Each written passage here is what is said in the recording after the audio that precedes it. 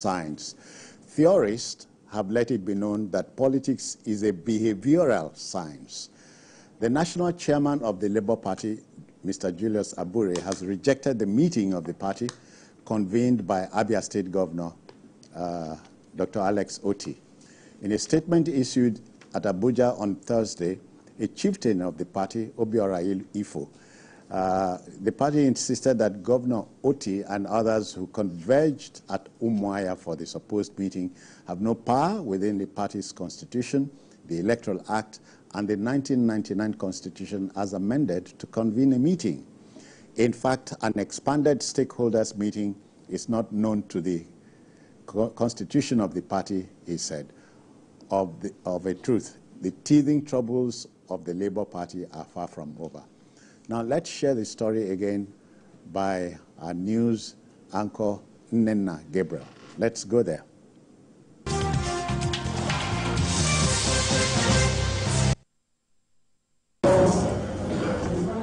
Recently, the Labour Party has had existential problems. This meeting is convened to solve these problems, as well as chart a way forward for the party. The Labour Party has known no rest after the general election. Some members, even during the elections, claimed ownership and headed to the courts, causing the party and its supporters to remain confused. But to settle all the issues, the Labour Party stakeholders, led by the only governor flying the party's flag, Alex Otti, and their presidential candidate, Peter Obi, the vice presidential candidate, Dati Baba Ahmed, are gathered to see how fences can be mended. And I want to assure you and reassure you that my intervention in hosting this meeting today is to solve the problem which you all know. We're not trying to set up another leadership. No, we're not trying to do this. It's just a system that will help to get to where we're going. That's what we want to do. Not another group that can become a problem for everybody, but a group that will solve the problem. The leadership resolved to set up a 29-member committee to be chaired by former Minister of Finance, Nenadi Usman. She is saddled with the responsibility of repositioning the party for the forthcoming off-cycle elections. All the stakeholders are optimistic that this action is a positive development and will help in building the party to an enviable position.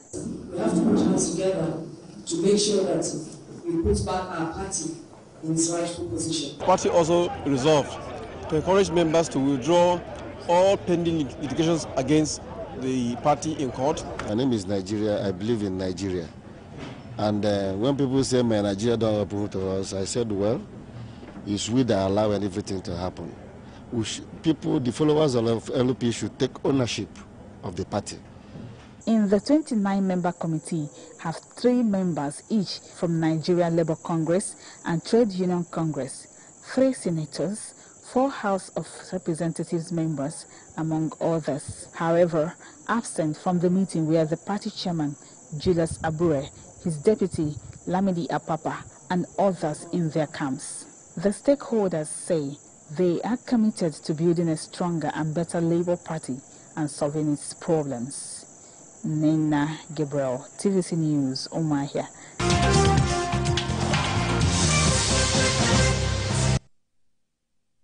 Many thanks, Nenna.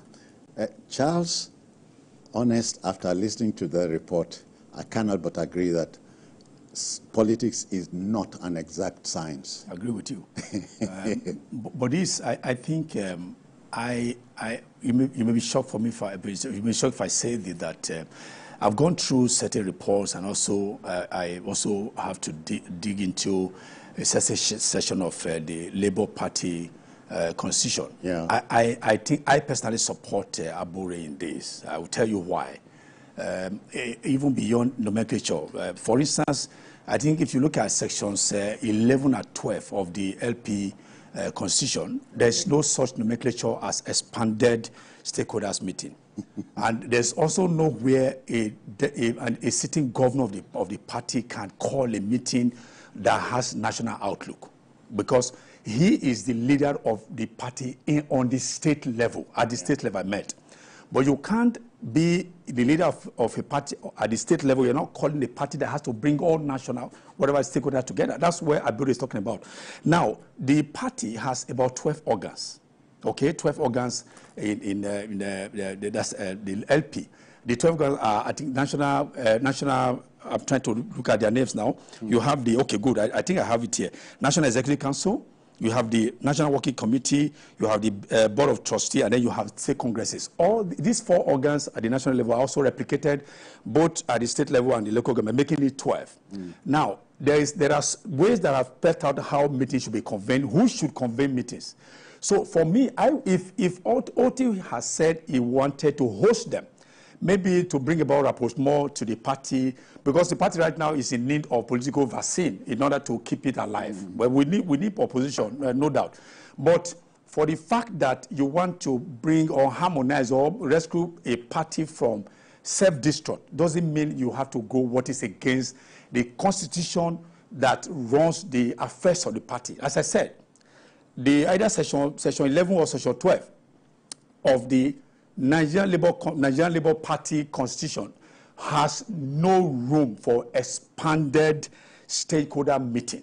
The meeting that they can hold at the National Executive Council meeting, National Working Committee, the BOT meeting, and then the State Executive. Those are the meetings, and there are spelled out guidelines on how to call for those meetings and who should do that. So I think that OT should have used another method to say, okay, I want to host them being an elder of the party. So that's why I said I support Abure in this. BKO, from the story, I think I read something like a 29-member committee will be set up to try to save the internal wranglings in the party. So isn't it too early in the day for the LP that brought a lot of promise to be experiencing these teething problems? You know, Labour Party in many ways is not different to the political parties that we've had. Who are the people in Labour Party? Same people. Former members of the PDP, former members of APC, you know? And that's why when some people thought that Labour Party, that the members or their elected representatives came from the moon. We saw what happened when they were told to not take those SUVs at the National Assembly. Okay. They told Abure that I was talking nonsense, that this is their vehicle, they will take it. Not one member of the Labour Party in the National Assembly rejected his own. Okay. So what are we talking about? If only to make these are people. They used to be in. They just for a lot of them, you know, the nature of politics in our country is not really ideological. Today you can see somebody who is extremely conservative finding himself in APC, and that person will call himself, "Oh, I've joined a progressive party." How? Yeah. How? You know, are you yourself progressive? What the point, which by nature, all of those parties are not really different ideologically to themselves. Yeah. Let's not kid ourselves here. So, Abure has been struggling now for over a year to keep his position. He's accused of corruption. He's accused of forgery, all kinds of crimes. He's been blamed for committing all kinds of crimes. Now, he's battling to keep his position. Elements from Labour, that's NLC, they are desperate to hijack the party. They even went as far as picketing the premises of the Labour Party headquarters. Exactly. You know? Now, the obedience, those loyal to Peter Obi, they see themselves as constituting the majority of members of the party. They also want to take control of the party. The convention, the national convention that I held. Talking at the party from all sides. Yes, everyone is like a buffet. People bring big plates. When you go to a buffet, they fill their plates. They show their greed.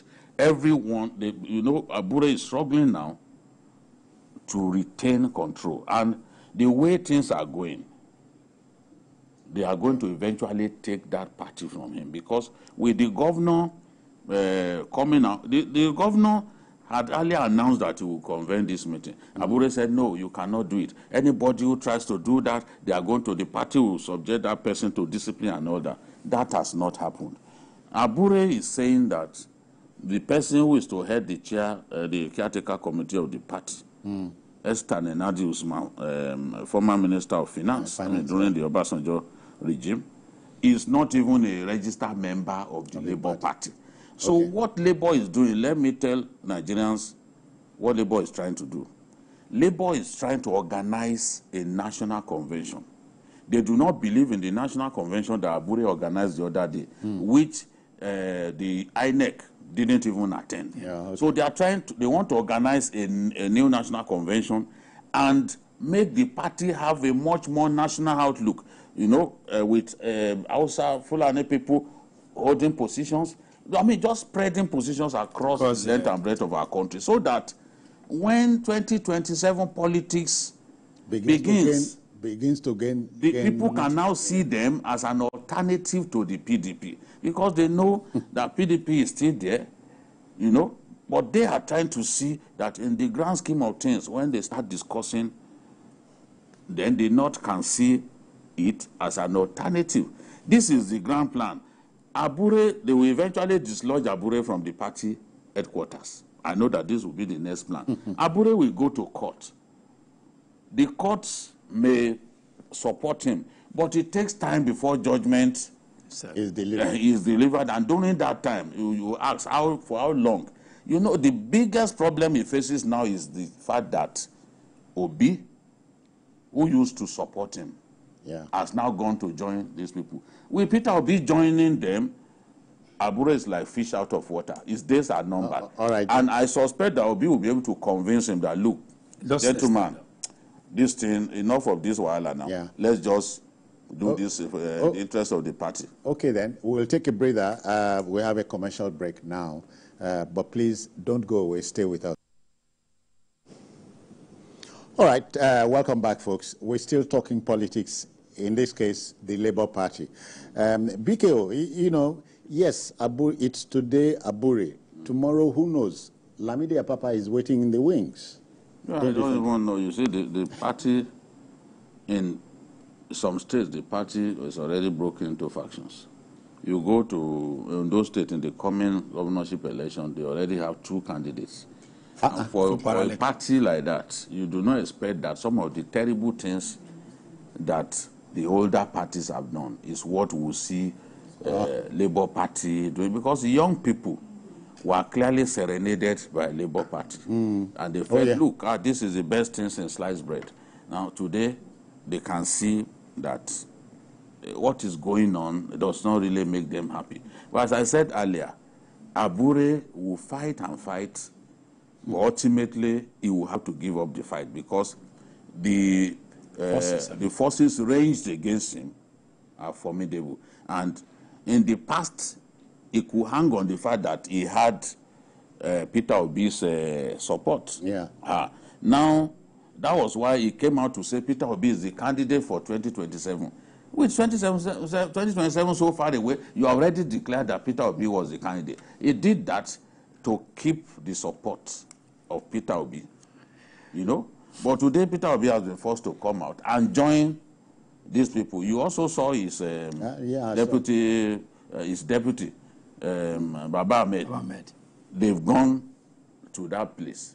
So the convention that he had, not one big person in the Labour Party attended that convention.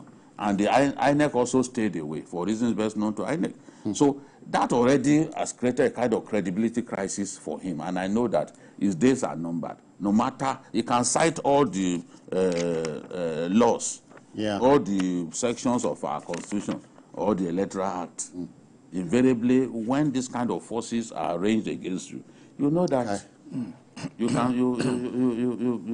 can try, but and in politics, anything is possible. Yeah, anything possible. I see. Yeah, Charles, what is possible in this case is that Abure will go. Okay. It's not, because if anything is possible, then we're assuming that he can survive.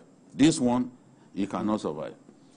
Well, he should have seen it coming, Charles. He should have. But when Lord Acton, it was who said, power corrupts. But let me adjust that to read, power corrupts. The fear of losing power corrupts. Absolutely. They've now become berserk and running like a bull in a China shop. If I can't get it, then nobody else gets it. That's exactly where it ends. But again, I think what the greatest undoing of Labour was the inability of that party to be able to capture that momentum of the obedient movement.